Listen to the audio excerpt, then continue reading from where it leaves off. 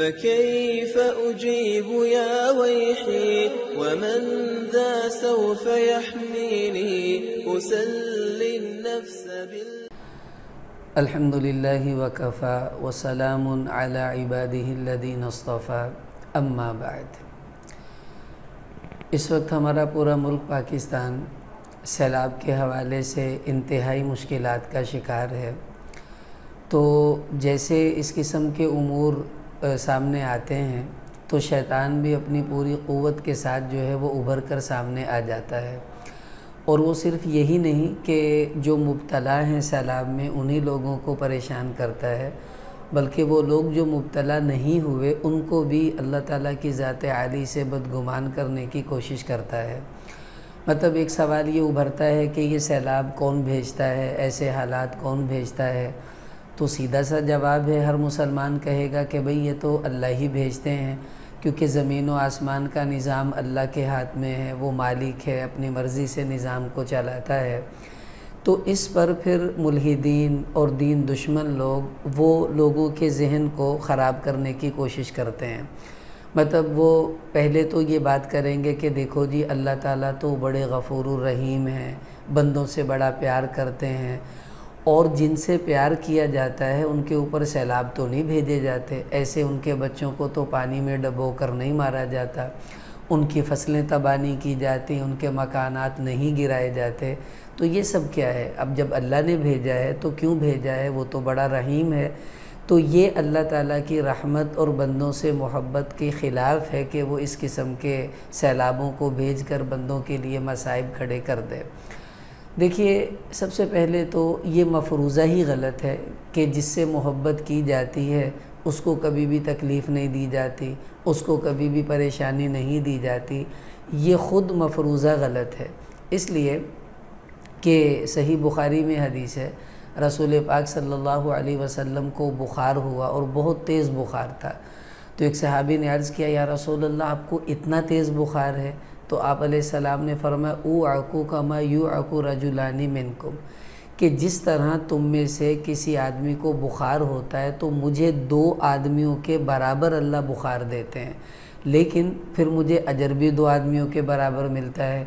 تو حضور علیہ السلام سے زیادہ مقدس، بابرکت اور محبوب اللہ کے ہاں کوئی ہستی نہیں ہے، لیکن اس کے باوجود اللہ تعالیٰ اپنے نبی سے محبت کے باوجود ان پر 2 آدمیوں جتنا بخار بھیجتے ہیں، اور حدیث میں آتا ہے اشد الناس بلاء الانبیاء، سب سے زیادہ تکلیفوں میں، مصائب میں، مشکلات میں انبیاء کو رکھا گیا ہے۔ تو جو سب سے محبوب تھے ان کو سب سے زیادہ تکلیفوں میں رکھا گیا۔ اس سے پتہ چلا کہ یہ اصول نہیں ہے کہ جن سے محبت کی جاتی ہے ان کو تکلیف نہیں دی جاتی، بلکہ ان کو تو بعض اوقات ایسے حالات سے گزارا جاتا ہے کہ جن حالات کے اندر سے اللہ پاک ان کی آزمائش بھی فرماتے ہیں۔ دوسری بات یہ کہ یہ جو اللہ پاک کی طرف سے اس قسم کی آزمائشیں آتی ہیں، جو اللہ کو لوگ کہتے ہیں کہ جی وہ بڑا رحیم ہے تو ایسا کیوں کرتا ہے، تو ان کو یہ بھی سمجھنا چاہیے کہ اللہ صرف رحیم نہیں ہے بلکہ حکیم بھی ہیں، اور وہ اپنی حکمت سے جس چیز کو جب مناسب سمجھتا ہے ویسے ہی حالات بھیج دیتا ہے۔ اب دیکھیے نا، ایک ماں اپنے بچے سے کتنا پیار کرتی ہے، لیکن جب بچہ کسی فزیکلی پرابلم کا شکار ہو جائے تو وہی ماں اپنے بچے کی خود ٹانگ کٹواتی ہے ڈاکٹر سے کہہ کر، اس کا پیٹ کٹوا کر اس کا آپریشن کرواتی ہے۔ بھئی کیوں کر رہی ہے؟ تو اس سے بڑا پیار کرتی ہے، یہ تیرا بیٹا ہے اور تو اس پر جان چھڑکتی ہے۔ تو ماں کہتی ہے مجھے پتہ ہے یہ سب تکالیف ہیں، لیکن میرا بیٹا یہ تھوڑی سی تکلیف سہے گا تو آگے بڑی راحتیں میرے بچے کے لیے آنے والی ہیں۔ تو اس وجہ سے وہ ماں خود اپنے بچے کو تکلیف دینے کے لیے تیار ہو جاتی ہے۔ ایسے ہی اللہ تعالیٰ اپنے بندے سے بڑا پیار کرتے ہیں، لیکن ان حالات سے بعض اوقات اللہ گزار کر اپنے بندے کو کسی بڑی راحت کو جو ہے وہ اس کو دینا چاہتے ہیں، یا اپنے بندے کے لیے کسی بڑی تکلیف سے اس کو نجات دینا چاہتے ہیں۔ تو چھوٹی تکلیف سے بڑی تکلیف سے بچا لینا، یا تھوڑی سی تکلیف دے کر کوئی بہت بڑی راحت آنے والے وقت میں دینا، اس کو حکمت کہا جاتا ہے، جو وقتی طور پر سمجھ میں نہیں آتی۔ اور آپ دیکھیں دنیا کا دستور ہے کہ کبھی کبھی ترقی کے لیے حالات اور مصائب سے گزارا جاتا ہے۔ آپ دیکھیں جو ٹریننگ ہوتی ہے فوجیوں کی، پولیس والوں کی، کمانڈو ٹریننگ ہوتی ہے، ان کو سردیوں میں ٹھنڈے پانی میں گھسا دیتے ہیں، گرمیوں میں گرم ریت پر ان کو لٹاتے ہیں، اور کبھی پانی میں ڈبو دیتے ہیں، کئی منٹ پانی کے اندر ان کو رکھا جاتا ہے۔ ارے بھائی کیا کر رہے ہو بھائی، تم اس کو مارو گے کیا؟ مختلف حالات سے گزارتے ہو اور پانی میں غوطے دے رہے ہو۔ تو کہا جاتا ہے کہ بھائی اس کی ٹریننگ ہو رہی ہے۔ کہا نہیں، تم تو کہہ رہے تھے کہ اس کو ہم وہ نوکری دیں گے جس کے بعد کوٹھی ہوگی، کار ہوگی، بنگلہ ہوگا، اور تم تو اس بیچارے کو اتنی تکلیفوں میں دے رہے ہو۔ تو وہ کہتے ہیں بھائی ان حالات سے گزرے گا تو اس کے بعد ہی اس کو یہ سب چیزیں ملیں گی۔ اسی طرح اللہ تعالیٰ اپنے بندوں کو کبھی کبھی ایسے حالات سے گزار دیتے ہیں، اور بعد میں انہی کی وجہ سے اللہ اس کو جنت عطا کریں گے، بڑے بڑے انعامات سے نوازیں گے۔ تو یہ ایک ٹریننگ ہوتی ہے۔ تو یہ جو ملحدین لوگوں کا ذہن خراب کرتے ہیں ایسے موقع پر کہ جی وہ رحیم ہے، ودود ہے، پیار کرتا ہے، تو یہ سب کیوں ہے؟ تو اس کا جواب آسان ہے کہ محبت میں بھی کبھی ایسے ہوتا ہے۔ وہ ایک شاعر نے عجیب کہا کہ الفت میں برابر ہے وفا ہو کہ جفا ہو، ہر چیز میں لذت ہے اگر دل میں مزہ ہو۔ جب اللہ کی محبت دل میں ہوتی ہے تو بلال رضی اللہ عنہ کی طرح انسان گرم ریت پر لیٹ کر کوڑے بھی کھاتا ہے تو پھر بھی محبت میں احد احد کہتا ہے۔ تو ایمان والا ان حالات میں بھی اللہ سے بدگمان نہیں ہوتا، بلکہ اس کے دل میں مزید اللہ تعالیٰ کی محبت اور رجوع جو ہے وہ بڑھ جاتا ہے۔ دوسری بات، شیطان اس موقع پر یہ کوشش کرتا ہے کہ لوگوں کو ان سے دور کر دے جو ان حالات میں لوگوں کے کام آنے والے ہیں۔ مثلا بہت سے ایسے لوگ یہ کہہ دیتے ہیں لو جی یہ مولوی پیسے اکٹھے کر رہے ہیں، اب ان کو یہ پیسے اکٹھے کر کے کھا جائیں گے، ان کو مت پیسے دو وغیرہ وغیرہ۔ دیکھیے پہلی بات تو یہ ہے کہ علماء کب کہتے ہیں کہ آپ ہمیں ہی دیں؟ وہ تو یہ کہتے ہیں کہ بھئی آپ خود جا کر وہاں ان لوگوں کی مدد کریں۔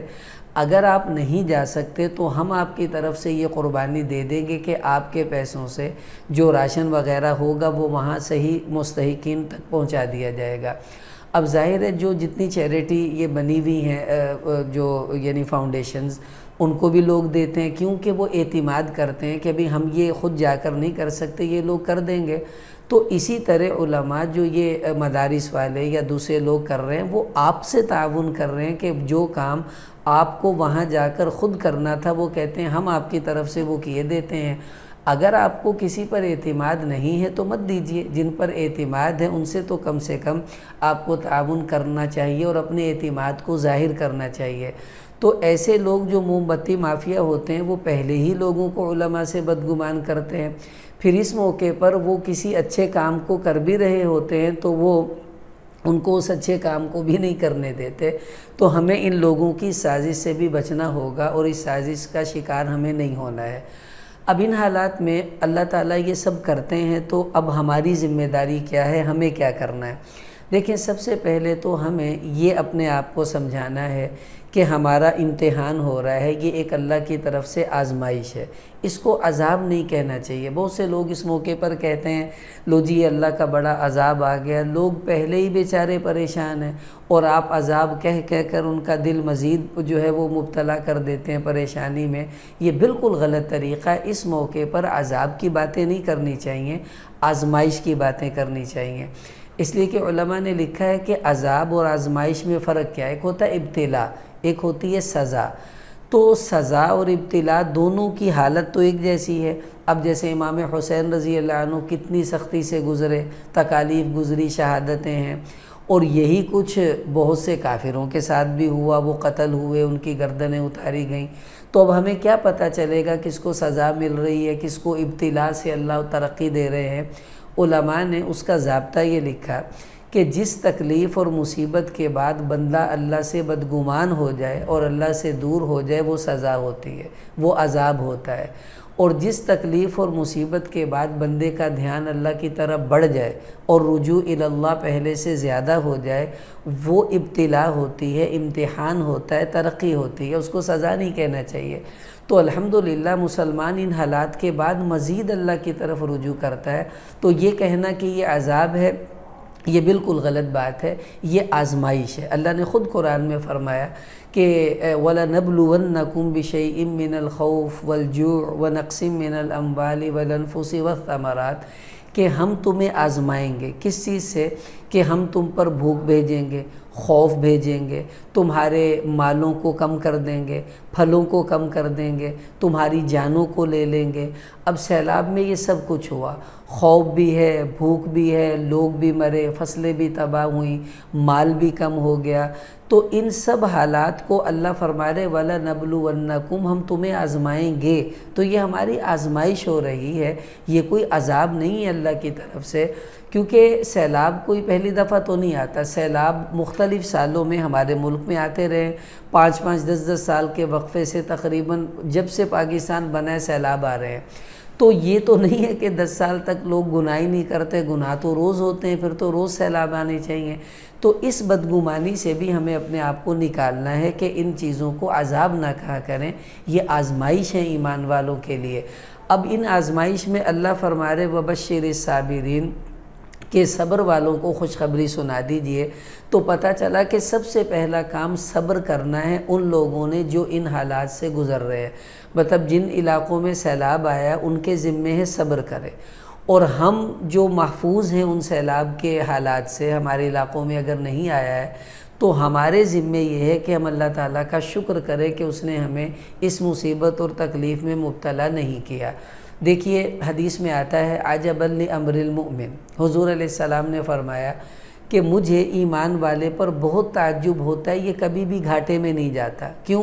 ان اصابتہ سراء فشکر کان خیرا لہ، اگر اسے کوئی راحت پہنچتی ہے تو یہ اللہ کا شکر کرتا ہے، اور وہ شکر اس کے لیے بہتری کا سبب بنتا ہے، اس کو اللہ جنت دے دیتے ہیں۔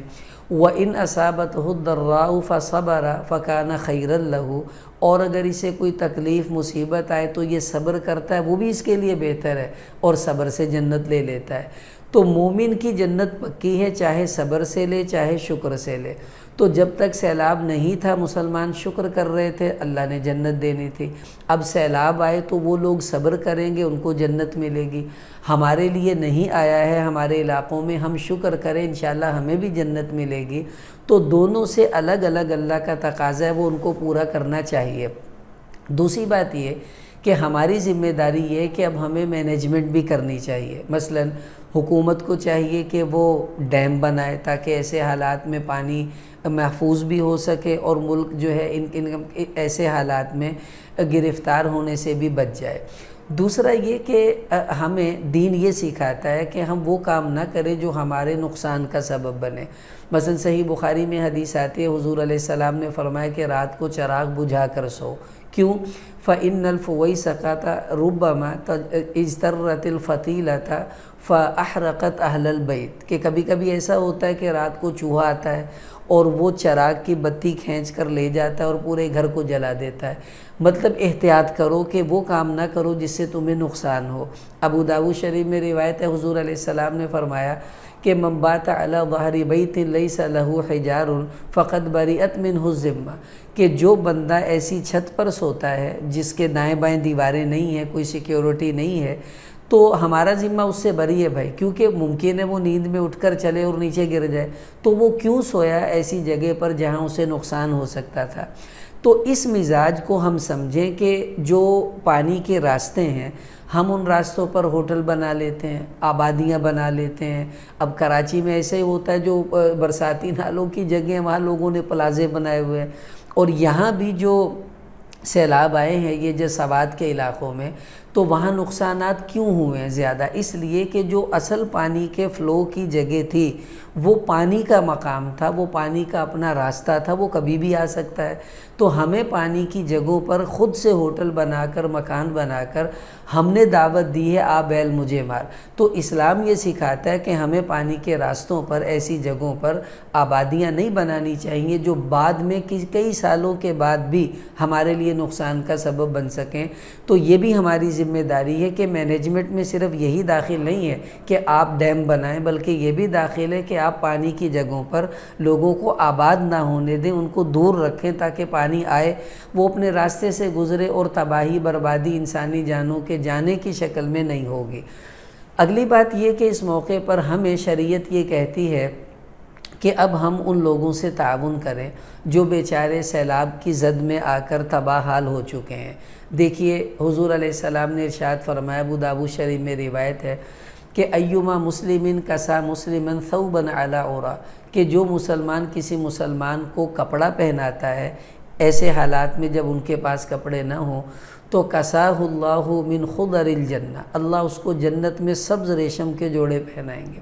وَأَيُّمَا مُسْلِمٍ أَطْعَمَ مُسْلِمًا عَلَى جُوعٍ، اور جو مسلمان کسی مسلمان کو بھوک کی حالت میں کھانا کھلاتا ہے، تو أَطْعَمَهُ اللَّهُ مِن ثِمَارِ الْجَنَّةِ، یہ تو دال روٹی کھلائے گا، اللہ اس کے بدلے میں اس کو جنت کے تازہ پھل کھلائیں گے۔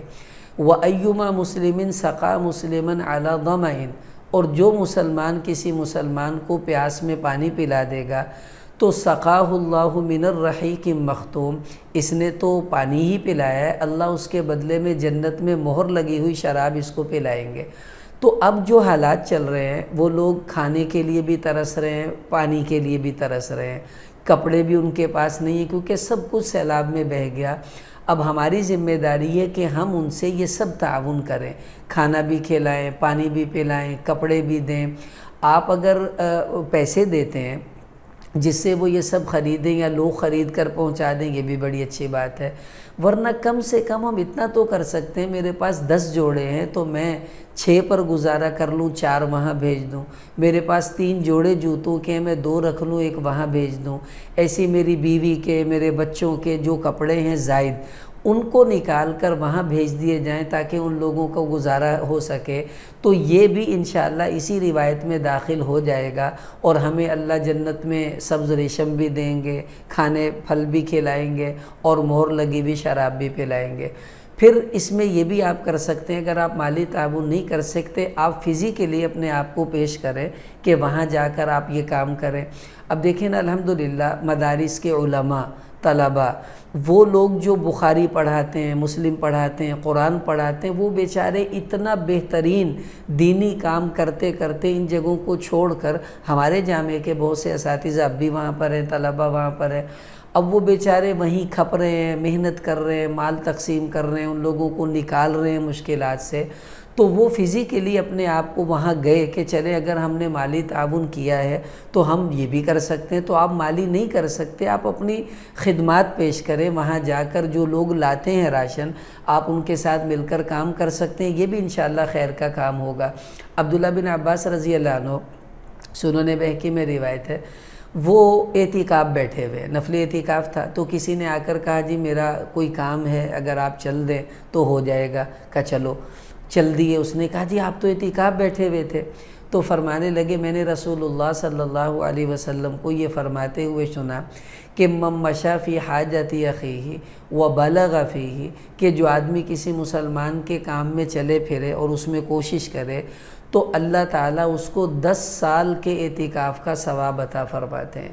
تو اب آپ دیکھ لیں، اگر آپ وہاں چند قدم لگائیں گے، تھوڑی کوشش کریں گے، کتنا بڑا اجر اللہ پاک دیں گے۔ اور جو مال دے رہے ہیں، صحیح بخاری میں حدیث ہے، آسمان سے روزانہ ایک فرشتہ یہ دعا کرتا ہے، اللہم اعطی منفقا خلفا، یا اللہ جو بندہ اپنا مال تیرے رستے میں لگاتا ہے، تیری رضا کے کاموں میں، تو اسے اس کا بدل عطا فرما، یعنی اللہ وہ پیسہ واپس بھی کریں گے اور برکت کے ساتھ واپس کریں گے۔